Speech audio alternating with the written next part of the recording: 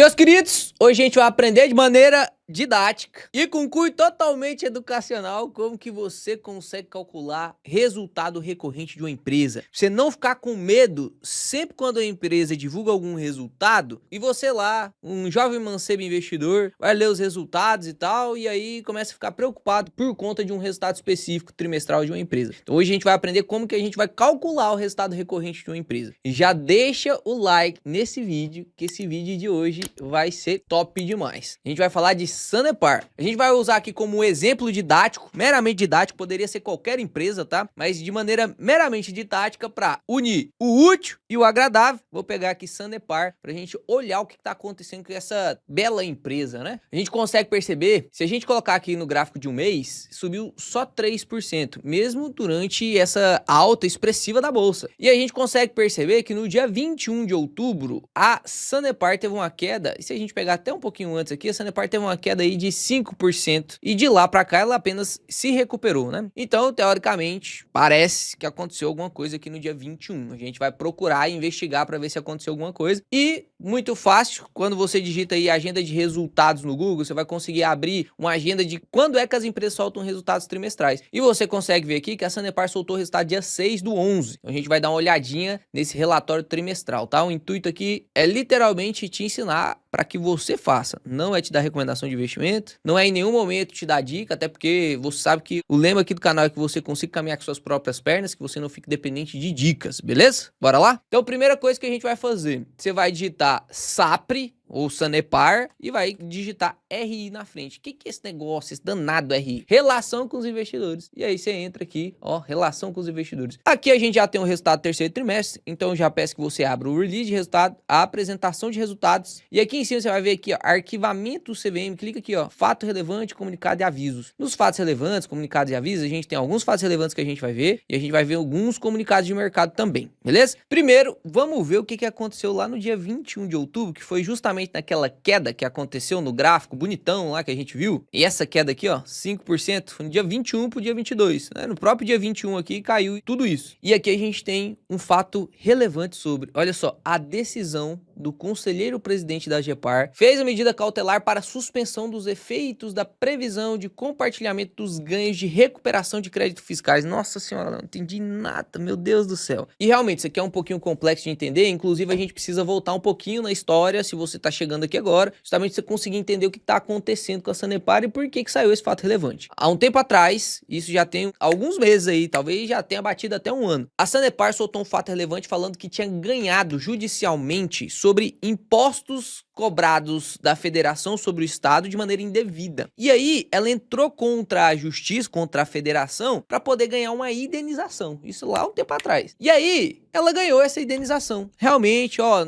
nós estávamos cobrando aí o imposto indevido de você, não fazia tanto sentido cobrar o imposto da União para poder cobrar do estado, então a gente vai te indenizar. Essa indenização chegou na casa dos 4 bilhões de reais. Muita gente se confunde aqui pensando que é 4 milhões. E 4 milhões de indenização realmente para a Sanepar não é nada. O resultado trimestral dela quando foi mal, que inclusive esse agora foi mal, a gente vai discutir sobre ele, foi 200 e poucos milhões, então 4 milhões não é nada. Por que então, Léo, que o pessoal tá falando que essa indenização é tão importante? E aí eu vou te explicar um negócio, você nunca mais esquece isso aqui, porque é feio isso, tá? É feio. Eu sei que você, às vezes você pode errar, só que tem problema que tem pessoas que ainda erram e ainda ficam tentando militar, né?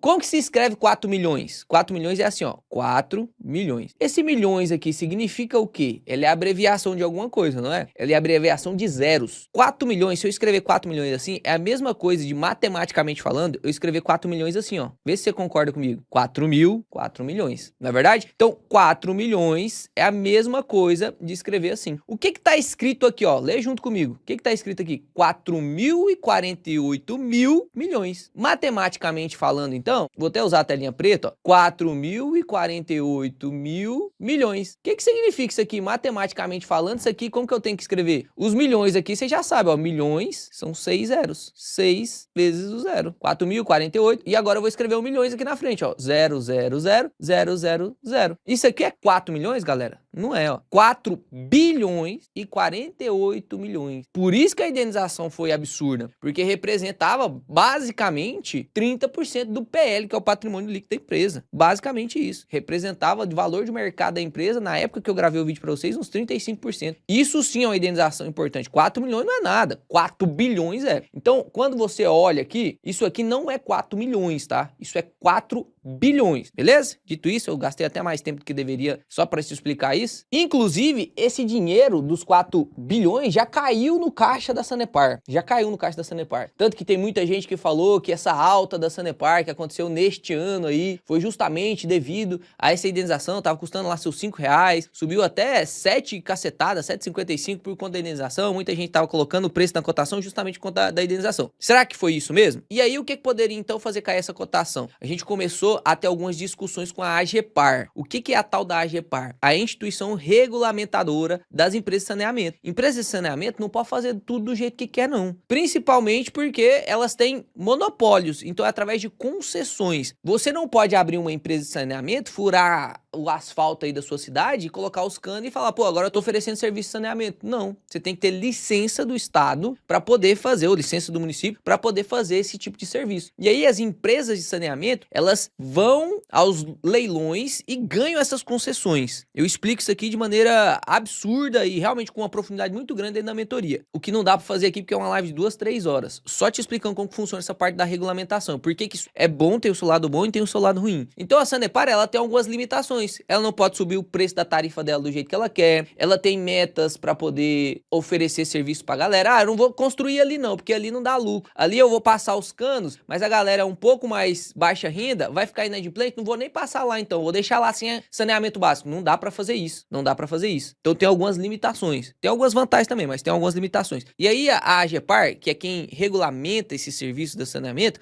falou assim, ó, Sanepar, esses 4 bilhões de indenização que você vai receber, você não vai poder utilizar eles. 75% desses 4 bilhões, ou seja, 3 bilhões, vão ser utilizados para poder, de maneira bem didática, reduzir a conta de água da galera. Porque quem que pagou imposto? O imposto quem pagou foi repassado para as contas de quem paga água. Então, se você pagou mais imposto, Sanepar, na verdade, lá no seu consumidor, ele estava pagando mais imposto também. Então, eu não acho justo, isso é a União falando, né? A Federação falando para a Sanepar. Eu não acho justo te dar uma indenização onde você vai utilizar esse dinheiro. Você tem que converter isso em benefício para o consumidor. Concorda? Isso é uma discussão que sempre acontece nessas empresas regulamentadas, energia, saneamento, enfim. E aí ficou definido então que desses 4 bilhões aqui, 3 bilhões seria justamente para poder diminuir as contas de água dos consumidores. Ia sobrar 1 bilhãozinho pra Sanepar. E a galera já tava feliz. Por quê? Porque isso aqui é 10% do market cap. Imagina se esse 1 bilhãozinho virar dividendo, ou quitar dívida, ou usar pra capex. Então, ia melhorar muito a empresa. O acionista tava feliz com isso aqui. E aí, saiu no dia 22, agora a gente chega no dia 22, essa decisão. Vou reler ela junto com você. A decisão do conselheiro presidente da AGEPAR foi a adoção da medida cautelar para suspensão dos efeitos de previsão de compartilhamento de ganhos com a recuperação de créditos fiscais. Falando assim, ó, Sanepar, talvez esses 4 bi aí, você não vai ter nada. Nem os 25% que era pra ficar pra você, você não vai ter mais. E aí tá nesse processo ainda, a gente não sabe o que vai acontecer. Ainda tá acontecendo e a Sanepar falou, não, eu quero usar mais do que 25. A União falou, não, pô, nem 25 você pode usar. Então a gente tem 3 cenários aqui. A gente tem o cenário em que a Sanepar vence o processo e aí a indenização que vai ficar pra ela vai ser mais do que 25%. Tem onde a Sanepar perde o processo e vai ficar menos do que 25%, ou seja, até pode chegar aqui a 0% da indenização. E tem o cenário que teoricamente é o que mais provável de acontecer, que é o que fica igual, que Sanepar use realmente os 25%. Já aconteceu inclusive isso aqui outras vezes e a gente viu as empresas perdendo, não podendo usar nada. Então eu já falo para você não contar com a galinha e o ovo, aquele ditado bem famoso de Goiás que eu não posso recitar aqui mais, que a princesa danou comigo. Ou seja, a galera ficou triste e bateu no papel aqui. E logo no dia 6, aqui ó, logo no dia 6 saiu o resultado. Então vamos ver o que aconteceu no resultado. Antes da gente continuar aqui, só quero te notificar de uma coisa importante, inclusive fato relevante aqui da geração de dividendos. A gente tá na Black Week da geração de dividendos. Eu abri agora a última turma da mentoria de geração de dividendos antes da Sara nascer, porque eu realmente não sei quando é que eu vou abrir de novo essa nova turma, que a Sara vai nascer em janeiro, fevereiro, ficar lá pelo menos uns 3, 6 meses com ela, então não vou abrir a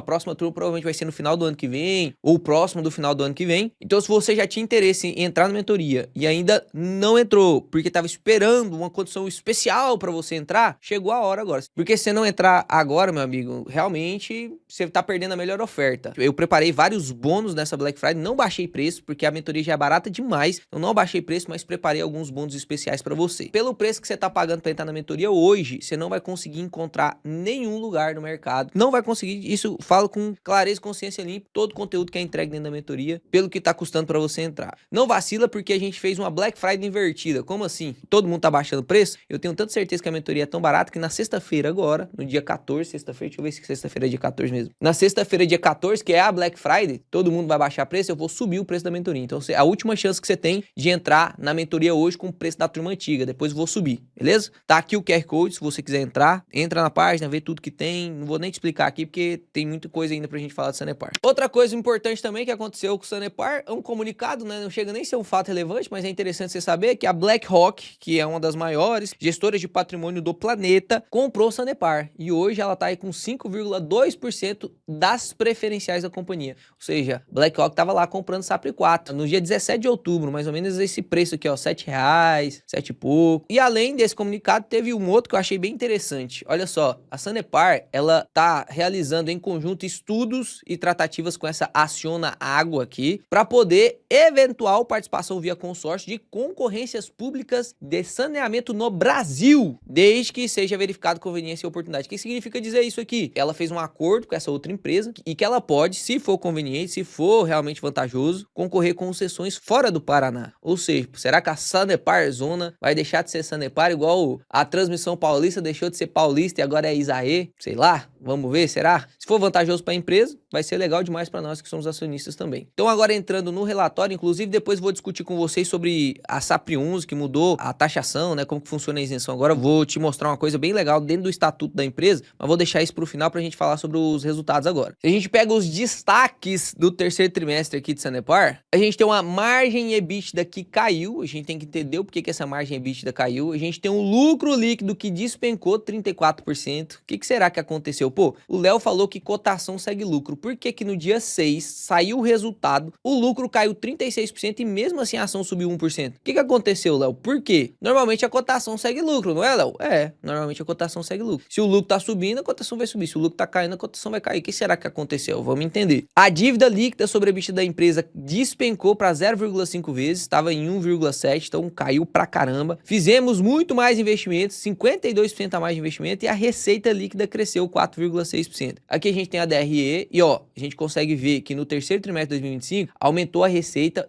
para 1,8 bi. Em referência ao mesmo período do ano passado, subiu 5,5%. Isso é legal. Por que é legal? Subiu mais do que a inflação. Subiu mais do que a inflação já é um bom sinal. É óbvio que a gente quer que sobe muito mais? É óbvio. Mas pelo menos subindo mais do que a inflação, você tem a garantia de que você está tendo um crescimento mais o repasse da inflação. O resultado operacional aí de 400 milhões, teve queda aqui no resultado operacional, teve queda no EBITDA, teve queda no lucro líquido, então queda de 34% de ano a ano. E apesar dessas quedas, ainda tivemos aí um ROI anualizado maior por conta da indenização, a gente vai falar um pouco sobre isso. A dívida líquida despencou, caiu 70% a dívida líquida. Léo, foi legal isso? Foi legal. Mas a gente tem vários indicadores aqui que estão sendo alterados contabilmente por conta da indenização. A indenização caiu, lembra? 4 bilhões caiu lá no caixa da Sanepar. Como que eu calculo dívida líquida? É a dívida bruta, tudo que eu devo, menos disponibilidade. Se eu tenho uma indenização que caiu aqui de 4 bilhões, a minha dívida bruta é 5, menos 4 bilhões, minha dívida líquida ficou só de 1. Só que esse caixa é meu mesmo? Não, 75%, por exemplo, vai ser consumido para poder passar benefício para o consumidor, não é? Então não é propriamente da Sanepar. Ele está alterando falsamente a dívida líquida sobre a EBITDA. A gente vai discutir sobre isso. E aí a gente vai chegar no cunho desse vídeo, que é te ensinar como que você calcula, independente se é em Sanepar, independente de qual empresa que é, como que você calcula o lucro líquido recorrente da empresa, justamente para você não ficar,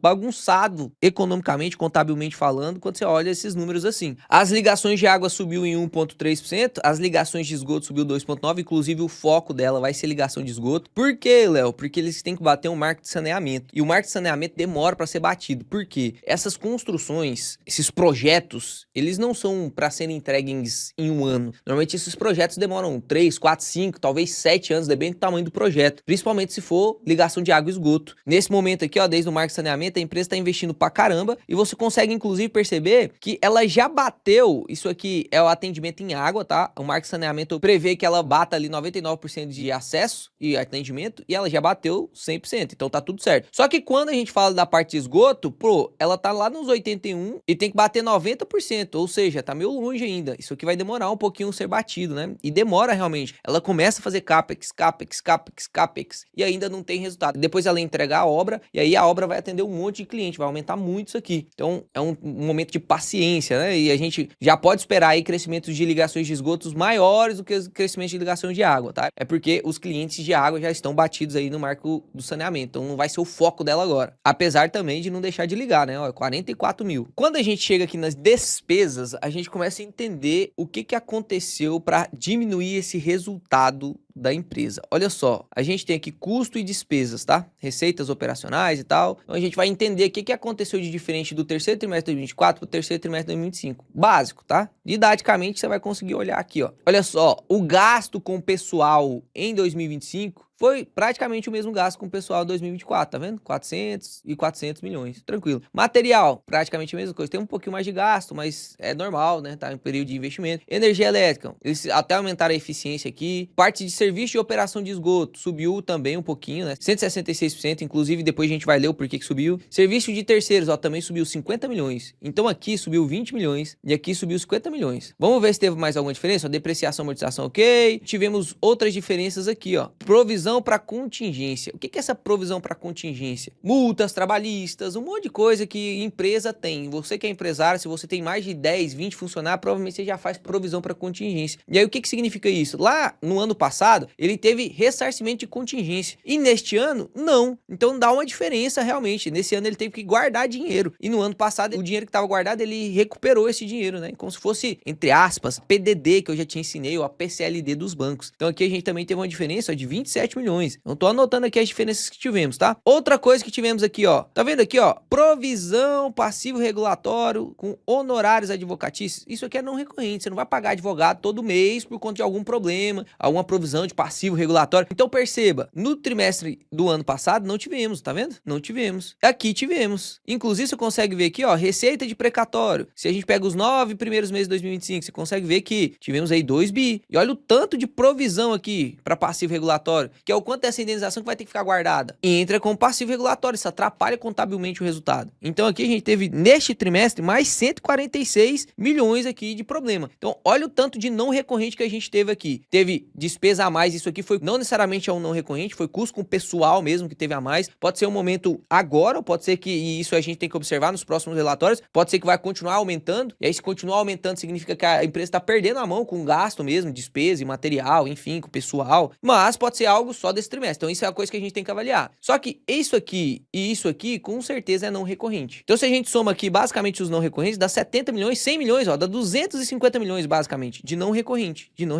Beleza, entendi, Léo. Isso aqui não vai acontecer todo trimestre. Eu tenho que observar no próximo para ver se vai acontecer de novo, mas não espero que aconteça todos os trimestres. Inclusive aqui ele explica esse serviço de operação com esgoto que gastou a mais aqui, esses 20 milhões a mais, foi por conta de 2 momentos específicos lá, ó, municípios e micro-regiões aqui do oeste do Paraná. E esse serviço de terceiro teve um aumento específico aqui do serviço técnico profissional. Então pode ser que a gente tem que observar nos próximos meses, tá? E a gente teve um não recorrente agora que jogou a empresa para cima. Então perceba, tanto que você tem que prestar atenção quando você estiver olhando o relatório de uma empresa, quando você estiver estudando didaticamente mesmo a empresa, mesmo que você não invista na empresa, mesmo que você não tenha intenção de investir nunca, mas quando você vai olhar, você tem que olhar isso aqui de maneira a não ser enganado pela própria empresa. Tem muito viés de framing, né? E olha só, aqui a gente tem um resultado financeiro positivo. No trimestre passado, a gente tinha 48 milhões de resultado financeiro negativo, ou seja, despesa financeira. O que é despesa financeira? Em geral, juro. Então eu tinha dívida, a empresa tinha dívida, e eu tinha que pagar 48 milhões de juro lá no terceiro trimestre de 2024. E agora, eu continuo tendo dívida? Continuo tendo dívida. Mas por que eu não tive que pagar o juro? Na verdade, aqui até por coincidência, eu consegui receber de juros, ó. Agora é receita financeira. Despesa financeira é juro. Receita financeira é juro. Se eu devo pro banco, eu tenho uma despesa financeira. Se eu empresto empresto o dinheiro pro banco e recebo o juro dele, eu tenho uma receita financeira. E ela converteu a despesa em receita. Significa o quê? Que ela tem dinheiro guardado no caixa. Qual que é esse dinheiro guardado no caixa? É a indenização, tá lá 4 bilhão rendendo. Então ela conseguiu, de maneira temporária, zerar o juro que ela estava pagando, teoricamente, as despesas financeiras, e ainda sobrar um cadiquinho. Então daqueles 250 milhões que a gente anotou lá atrás, ó, de não recorrente, negativo, a gente teve mais 50 positivo. Então até agora, de não recorrente mesmo, 200 milhões. Isso aqui é coisa que a gente, teoricamente, tem que somar no resultado da empresa, se a gente fosse desconsiderar não recorrente. E aqui no final a gente tem, ó, resultado operacional, 400 milhões, resultado financeiro, 48 milhões, menos os tributos sobre o lucro, dá 246 milhões. Então, perceba, o resultado foi bem menor, 34% menor de 2024 para cá, terceiro trimestre,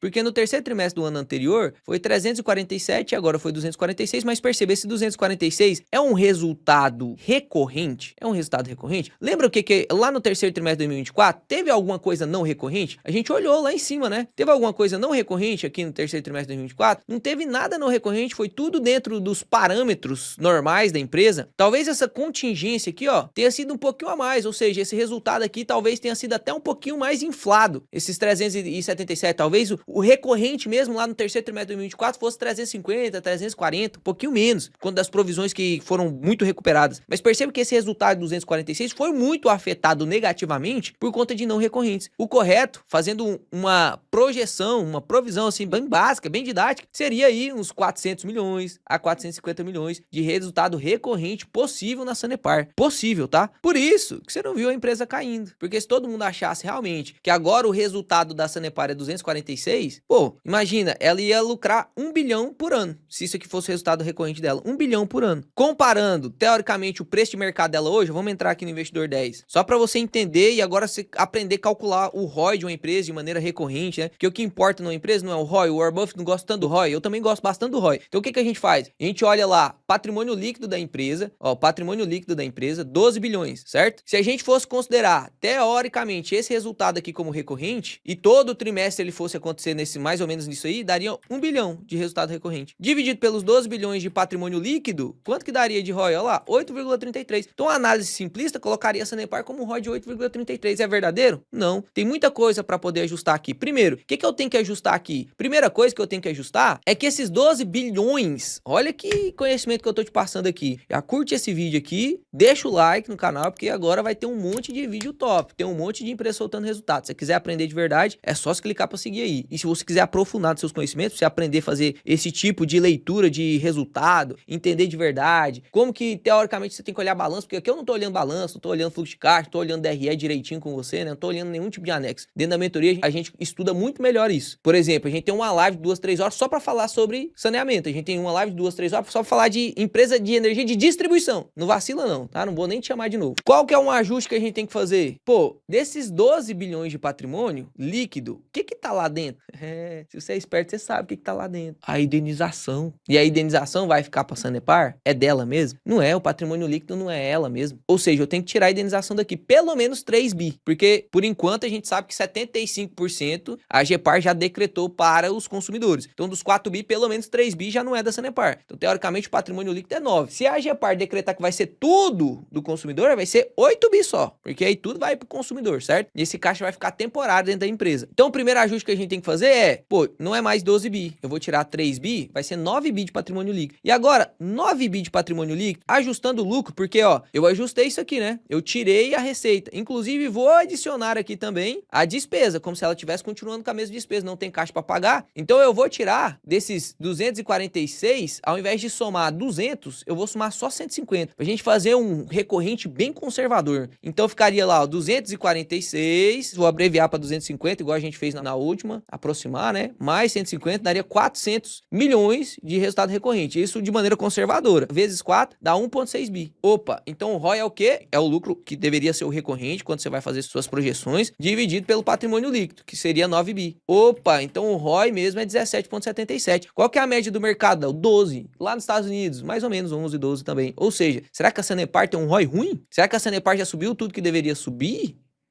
Sei. Quando a gente fala do endividamento, inclusive, aqui, essa parte da linhazinha azul, dívida líquida, é a dívida bruta. Inclusive, você consegue ver que a dívida bruta, ela tá subindo, tá vendo? Então, não é que a dívida diminuiu. A dívida líquida diminuiu. Por que ela diminuiu de 1,7 para 0,5? Porque daqui para cá, ó, entrou o caixa. Então, tem 4 bilhões de caixa aqui, ó. E a dívida líquida é literalmente dívida bruta menos caixa. Aí, igual a dívida líquida. Então, não se engane com essa dívida líquida sobre EBITDA aqui, que não é 0,5, tá? Não é 0,5, tá inflada por conta do caixa da empresa. Ela vai continuar aí na dívida líquida de 1,7, vai continuar, talvez suba até um pouquinho mais, porque ela precisa fazer mais CAPEX nesse momento, mas 1,7 de dívida líquida sobre EBITDA também é bem tranquilo, até 3 a gente, consenso de mercado, que tá seguro, né? Principalmente em empresas reguladas, regulamentadas, como a Sanepar, que tem previsão de receita, ajustado pelo IPCA, através da GEPAR, né? Então, ela consegue uma previsibilidade de receita, não tem problema nenhum. Dito isso, tome cuidado, tá? Para essas manchetes de mercado. Margem EBITDA de Sanepar caiu 30%, margem líquida caiu para 13%, antes era 22%, lucro líquido caiu 34%. Nossa, não presta mais a empresa. Tome cuidado. Olhe os fundamentos da empresa. Olhe o que ela vai fazer de verdade. Olhe o que ela vem entregando de verdade de resultado e projeta isso para o futuro. Não vê só o agora, vê o futuro. Tá, Léo, entendi, mas R$7 é um bom preço? Aí eu já te ensinei a calcular preço projetivo, valor intrínseco da empresa através do seu fluxo de caixa. E eu vou deixar essa live aqui, que foi uma live, ela vai sair do... Ah, não, essa live já saiu do ar, né? É, realmente, é o conteúdo que tem que ficar pra mentoria. Então, se quiser aprender a calcular o valor intrínseco, tá aqui o QR Code pra você entrar na mentoria. Foi sem querer isso aqui, não foi proposital não, é porque eu pensei que ia ficar até o próximo domingo, mas já saiu. O Pedrão já tirou. E pra finalizar, deixa eu só mostrar um negocinho aqui pra vocês, que é uma dúvida que muita gente tá tendo. Então, já vou aproveitar o próprio vídeo da Sanepar pra tirar essa dúvida. Olhando aqui na minha carteira, você consegue perceber que eu tenho um SAPRE 11 e Klabin 11, BR Partners 11, Taesa 11. E a galera ficou preocupada demais por conta dessa nova regra agora, onde eles tiraram a isenção ou disseram que nunca existiu a isenção de units, né? Como que a gente vai fazer, Léo? Eu tinha SAPRE 11, agora tá com uma tremenda valorização, pô, eu tô aqui com 108% de valorização em SAPRE 11. Vou pagar imposto sobre isso, Léo? Toma cuidado, tá? Se você vender as suas units realmente pelo RIVAR, que é a calculadora de imposto de renda da própria Receita Federal, junto com a B3, ela fala que unit não tem isenção de imposto. Então, teoricamente, se você vender, mesmo que seja menos de 20 mil, como normalmente você era isento nas ações do final 3, final 4, nas units você não vai ser. Léo, me lasquei então? Basicamente, você se lascou sim, tá? Dá pra fazer compensação de prejuízo e dá pra você usar isso aqui, ó. Você consegue abrir o estatuto da empresa e ver se o estatuto da empresa consegue e permite que você faça cancelamento de units. Olha no caso da Sanepar aqui, ó. Tô com a página 53 aberta do estatuto da empresa. Olha só, a companhia poderá contratar a instituição financeira para emitir units. No caso, ela emitiu. As units são escriturais e, exceto na hipótese de seu cancelamento, a propriedade das ações representadas pela unit somente será transferida mediante transferência das units. E aí, ó, nesse ponto, o titular das units, eu e você, eu sou titular das units, ó, eu tenho units aqui, né? O titular das units terá o direito de, em qualquer tempo, solicitar à instituição financeira depositária, ou seja, sua corretora, o cancelamento das units e as entregas das respectivas ações depositadas, observadas as regras a serem fixadas pelo Conselho de Administração parará disposto nesse Estatuto Social. Ou seja, no caso da Sanepar, ela prevê o cancelamento de units. Então, hoje, por exemplo, você digita aí, ó, Unit B3, você vai ver todas as empresas que têm units. Aqui você consegue ver que a Sanepar, ó, tá aqui, ó, Sanepar tem unit. Então, a SAPRE 11, o que é a SAPRE 11? É uma ação finalzinho ON, que é o 3, e 4 ações finalzinho 4. Se eu for hoje e pedir o cancelamento das minhas units na minha corretora, o que eu vou ganhar? Lembra que isso aqui é um finalzinho 3 e 4 finalzinho 4. Como eu tenho 84 SAPRE 11, eu teria então 84 SAPRE 3, se eu fizesse cancelamento ia cair na minha conta 84 SAPRE 3 e 84 vezes 4 SAPRE 4, ou seja, eu ia ter mais 333 SAPRE 4. É a mesma coisa, então o SAPRE 11 é como se fosse uma abreviação dessas ações e várias units prevêem no seu estatuto cancelamento. A Taesa, por exemplo, se eu não me engano, também prevê esse cancelamento. Então não precisa sair vendendo, agora eu vou vender para comprar 4. Não, calma, vê se dá para fazer o cancelamento. Provavelmente isso deve ser muito burocrático, eu não fiz ainda cancelamento. Inclusive, se alguém já fez cancelamento, deixa aqui nos comentários que eu quero saber. Mas é óbvio que a partir de agora faz sentido você preferir comprar as preferenciais ou as ordinárias realmente, para você evitar aí esse imposto, entre aspas, novo, né? Teoricamente eles falaram que já existia, mas passamos 18 anos aí no escuro, sem saber se existe ou não. Inclusive eu gravei um vídeo mostrando pra vocês que na lei isso não tá explícito, não tá lá escrito com todas as palavras que a Unity realmente faz parte dessa cobrança de imposto aí, né? E não faz parte das isenções das ações. Mas enfim, espero que você tenha gostado desse vídeo. Se não quiser perder a oportunidade de entrar nessa turma da mentoria com o preço da turma antiga, vou deixar o QR Code aqui. Não vacila, porque depois vai subir preço, não vai ter 2 anos de live, não vai ter todos os bônus que tem lá, não vai ter a MDD, que é a máquina de dividendos com custo de opções. Só o custo de opções vale R$1.000, então não vacila não. Fiquem com Deus, Papai do Céu abençoe vocês. Até o próximo vídeo que será excepcional.